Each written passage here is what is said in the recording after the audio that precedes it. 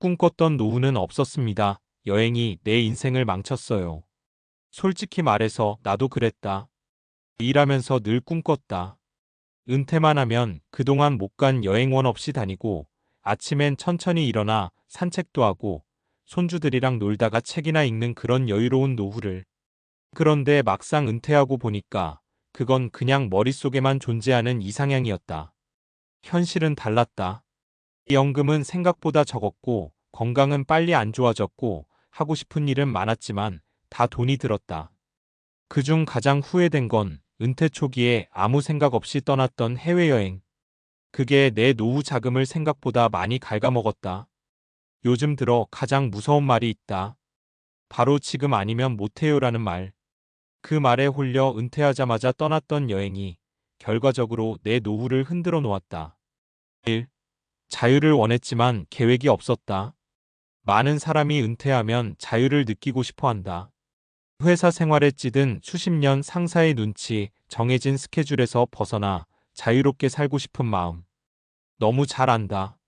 나 역시 은퇴하고 첫 해에만 해외를 4번 갔다. 그동안 못 갔던 곳, 이제 가자. 그때는 정말 해방감에 취해 있었다. 그런데 문제는 내가 떠난 건 여행이 아니라 예산을 무시한 도피였다는 거다. 비행기가 호텔, 식비, 쇼핑, 보험, 통신비까지 합치면 한 번 여행에 300만 원 넘게 들었다.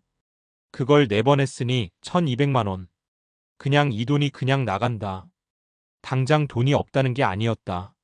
문제는 이런 지출이 반복되면 10년, 20년 뒤 내가 어떻게 살까에 대한 답이 없어진다는 거였다.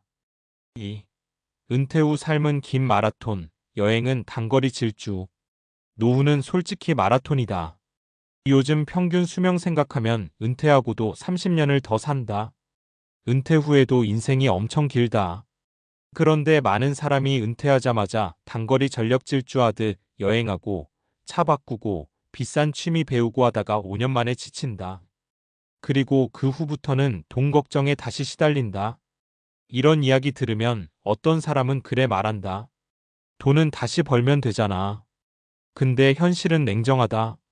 60 넘으면 재취업도 어렵고 체력도 예전 같지 않고 기술이 있어도 경쟁이 치열하다. 결국 선택지는 줄고 아껴야 하는 인생이 시작된다. 3. 사례 1. 김성자 68세 유럽 여행 후 남은 건 카드빚. 김성자 씨는 63세에 공무원 정년퇴직을 하고 곧바로 유럽 2주 패키지 여행을 떠났다. 그동안 모은 퇴직금 일부를 보상 심리로 썼다. 이제 내 인생 좀 살아야지 하며 여행을 갔는데 그 이유가 문제였다. 해외에 다녀오니 다른 친구들도 우리도 가자 하면서 여행을 계속 가게 됐다. 1년 반 만에 다녀온 해외만 5번. 퇴직금의 절반 이상을 소비했다. 결국 부족한 생활비는 카드로 돌리게 됐고 지금은 신용대출까지 안고 있다. 김 씨는 말한다. 내가 뭘 잘못했는지도 몰랐어요. 그냥 다들 그렇게 사는 줄 알았죠. 지금은 병원비도 빠듯해요. 4. 사례 2. 박남수 72세 집을 줄이고 여행에 올인했다가 후회. 박남수 씨는 은퇴 후 작은 집으로 옮기고 남는 돈으로 세계여행이라는 계획을 세웠다. 서울에서 전세를 빼서 지방 소형 아파트로 이사하고 그 차액으로 여행 자금을 마련했다. 초반엔 괜찮았다. 동남아, 일본, 터키, 이탈리아 등 12년 동안 세계를 돌아다녔다. 그런데 문제는 코로나였다. 돌아와 보니 지방 집값은 그대로인데 서울 집값은 3배 넘게 뛰어 있었다.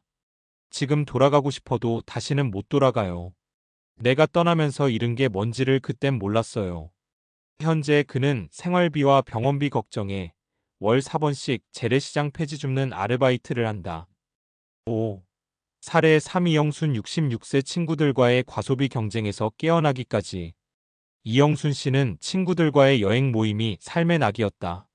매달 제주도, 강릉, 부산, 일본 소도시 등 소규모 여행을 다녔다. 문제는 서로 좋은 데 가고 예쁜 숙소 잡고 맛집만 다니다 보니 매달 8만 100만 원이 들어갔다. 처음엔 친구들과 웃고 떠드는 게 좋아서 시작했는데 점점 눈치 보이더라고요. 내가 못 따라가면 빠질까봐.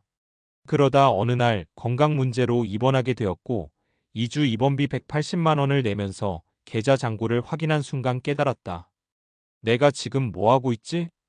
그 뒤로 이 씨는 여행 모임을 정리하고 지역 도서관 자원봉사를 시작했다. 지금은 행복해요.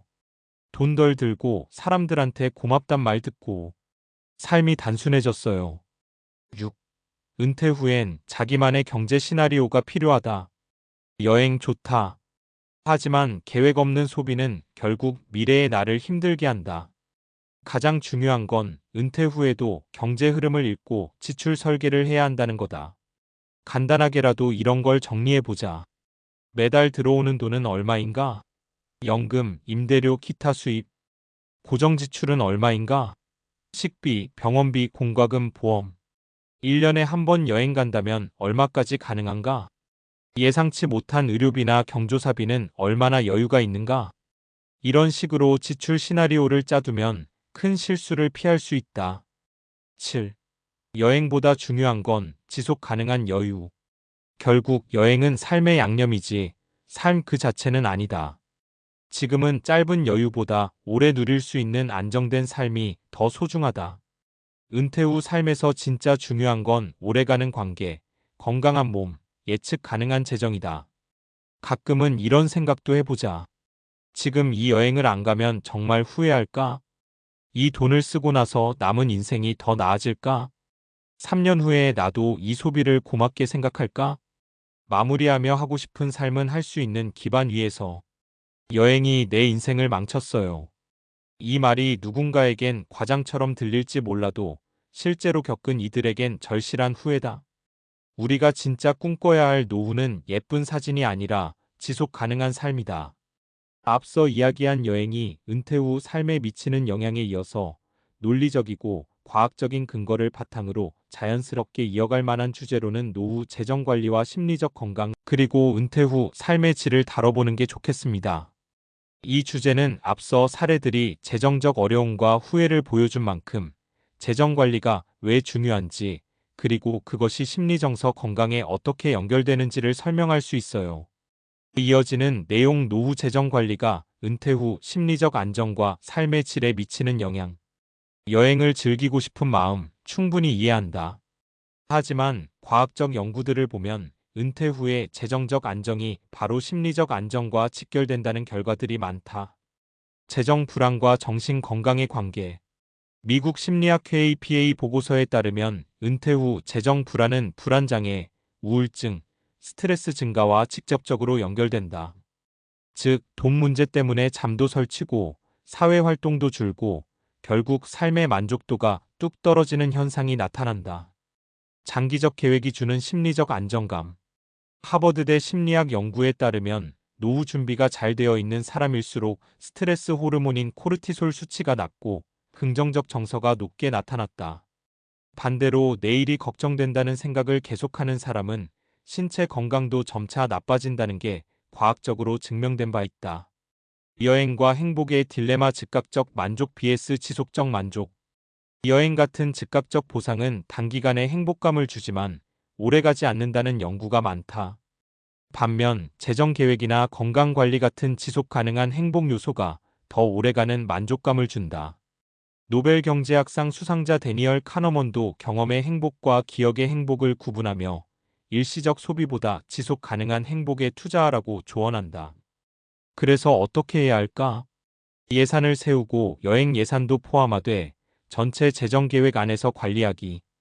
은퇴 후에도 소득 창출 가능한 활동 고민하기 파트타임, 취미 기반 수익 등.